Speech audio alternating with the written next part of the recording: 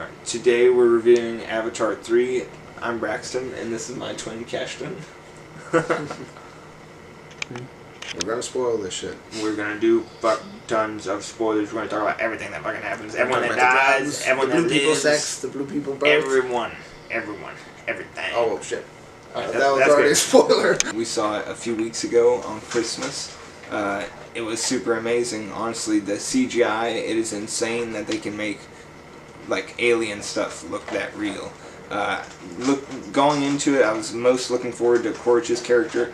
I feel like he was the best character in the second one, and they do an amazing job with him in this one.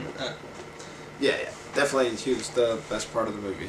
And what is that? I mean, like, Spider was a little bit better, but again, though, kind of like the second one, I feel like Spider was taken away from the movie the whole time. I mean, shit with Awa and him being able to breathe and stuff, and then, like, the ending.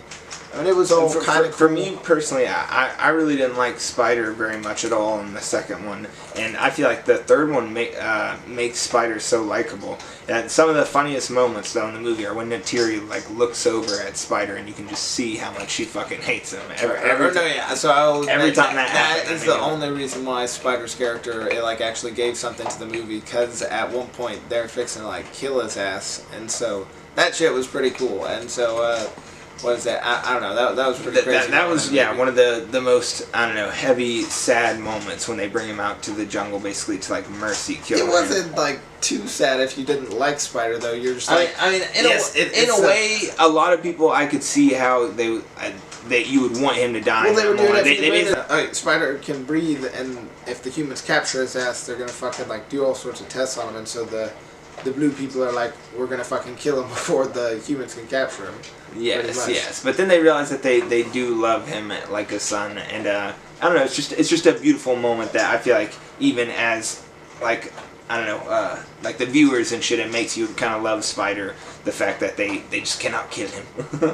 I don't know. They almost killed him like 3 times in the movie, and after the movie, I was pissed. I was like, that motherfucker's still alive, and they give him a whole little, like, dream scene that they're all like one of us, but what is it? The very best moments in the movie are when you're kind of seeing Korch relive the fate of Jake in the first movie and, like, becoming more and more like the Na'vi and falling in love with the Varang. Like the moment where he teaches her to shoot the gun when no one else will teach her to shoot the gun, and as soon as she asks him to, he's like, oh yeah, like, you need to know how to shoot a fucking gun. And and in every situation that the motherfucker's about to die, or well, not die, just anytime the Colonel Avatar dude is in a situation, he's just like as calm as could be, and what is it? That shit's hilarious. But every part with him and the fire chick is definitely the best parts in the whole movie. Yes, the Varang is so badass. Peak character design, Korch, Ultimate. I mean, all definitely the top, like, 4 or 5 scenes, best scenes. But I think this is leading up to Korch and maybe even becoming the main character or something like that. I think he's not going to be a bad guy in the next one for sure.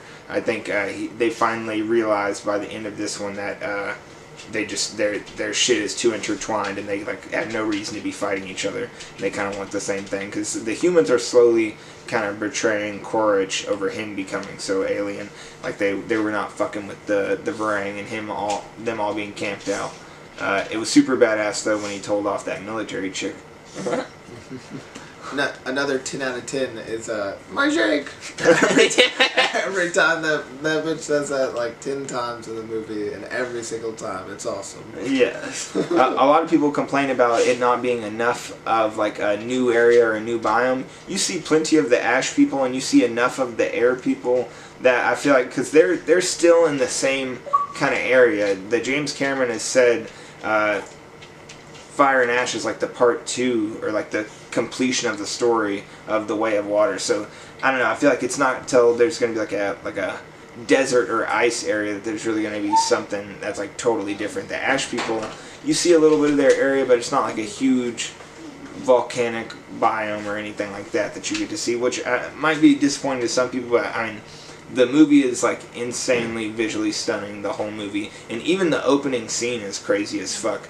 He's, like, hooked up to the spirit tree, and he's, like, flying around with his brother, and then they land, And he's like, by the way, how did I die?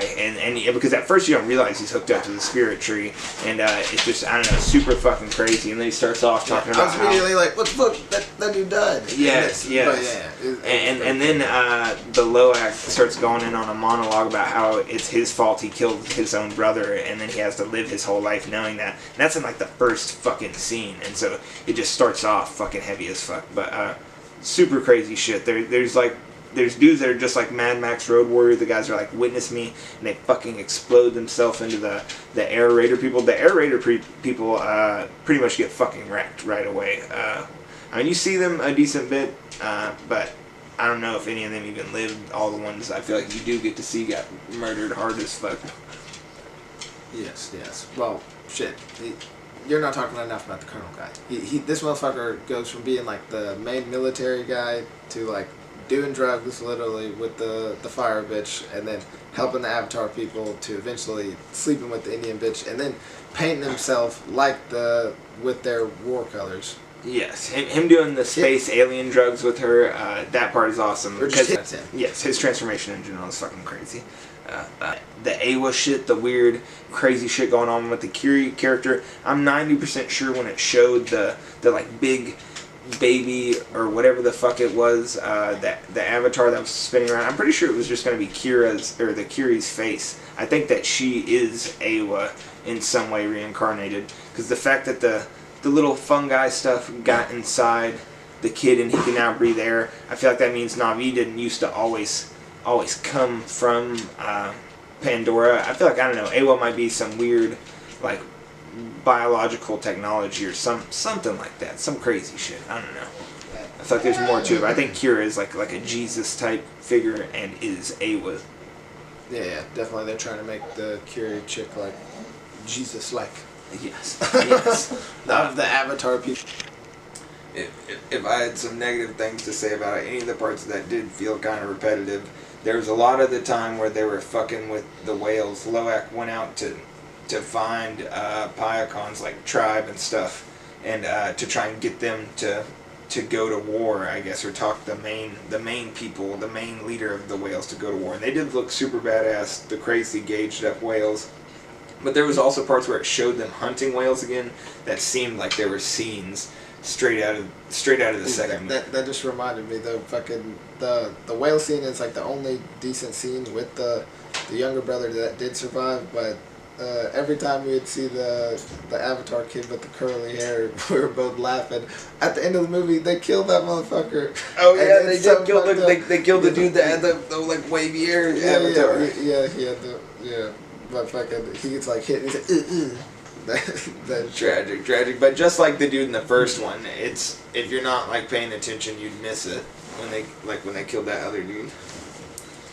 But yeah, the shit with the whales, it ends up coming to a badass point with the meeting and stuff. There are some cool moments with it, but what it leads to, all the whales being able to fight and stuff, I can see how people would think it's very reminiscent of the second movie. But the thing is, it's so badass. Like, it's so much better than the other one. It's easily the best Avatar movie. The way the characters all come together, the way they're presented, all the action sequences, and the CGI is I don't know. It's crazy. It's a feat of man that this was made by humans. Well, I mean, yeah, I would say that it's definitely the best one yet. But the mom character, what's her name? Neytiri. Yeah, Neytiri, and the Colonel. What's his name? Quaritch. Quaritch and Neytiri. Quaritch. They are hard carry in the fucking movie. Like, all their scenes, like the all that shit. Well, Jake also gets his Torok Makto fucking shit, that big ass bird thing.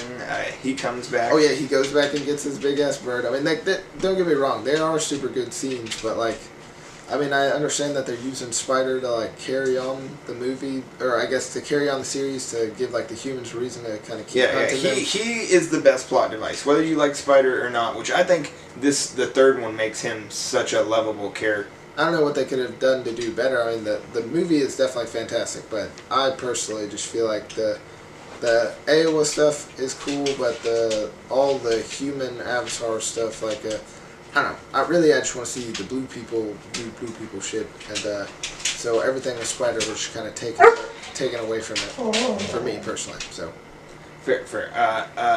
Yeah, no, I think Spider's really lovable in this movie. At one point, They almost killed him 3 times. Every time I was like, they finally give him the romance with Kira. You actually see them kiss, and it's super hilarious and weird because she's way taller than him. So yeah, now we got the human avatar like That's what I'm saying. And I don't know. To me, it was entertaining at the least, and also I felt like the hardest part of his character that made him so unlikable is having to look at that fucking mask the whole other movie, and it makes his character look really unrealistic. And I feel like as soon as he gets the mask off, he's just a much more believable, much more funny character. I feel like his acting as a kid actors are normally hard to take anyway, but I don't know, his acting I felt like was much better once he got the mask off and was able to run around. There's a scene where they don't want to shoot him because he's got that fungi shit in him, but Jake is broken free and they're wanting to shoot Jake, and he's like running around, and that part's fucking hilarious where he's like running around talking shit to the helicopter, and then Jake is like, what the fuck are you doing? I don't know, and I feel like he doesn't have a lot of great moments. I can see he's definitely one of the being Corda's son plus 1 cool point, but besides that, I give Spider an F. It's definitely not a deal breaker, but I feel like if you didn't like Spider in the second movie, I feel like he is slightly better than the second movie, but like don't expect anything. Fair, but there's too much to love about the movie. No, yeah, he doesn't ruin the movie. Like he almost ruined the second movie, but I digress. But my opinion isn't that important. It's just definitely there's some really good moments in the movie, so it's probably the best one. But for people whose fears are that it's too much like they're fucking scalping people. Like the second movie, they're killing folks. The stakes are genuinely much higher, and also the dynamic between all the characters is just much heavier, and I don't know, it just feels much more adventurous. You see them do a bunch of different shit. I feel like people you see say a lot more people die, which is yes. It's not a whole bunch of the same shit. I would say Loak's character, basically when he's on screen, those are the moments that feel like the second movie. But basically all the other characters are doing different shit the whole time. Anytime it shows the sun, I mean, he almost kills himself at one point, which that was pretty crazy. But yes, that's what I'm saying. There's some intense. Aside from that, the sun is definitely doing the same shit. He's fucking with the whale the whole time, which leads to one of his best moments. At one point, it shows a fucking birth in the middle of a battle. This chick gives birth and then like dies while giving Neytiri the baby. That whole moment is heavy as fuck. I can't believe they did that. And the battle's like still fucking going on in the middle of it. That was cinema. I was like, they just really had these blue people out here pregnant, fighting in a war, get hit, and then have a baby on the spot with the Neytiri bitch. And then to people who think it's like no stakes or anything like that, watch the fucking scene where the bitch gives birth and they're fucking people blowing each other up. If you made it this far into the video, then I mean, if you haven't already seen the movie, it's all fucking spoiled for you. True. I'm just saying.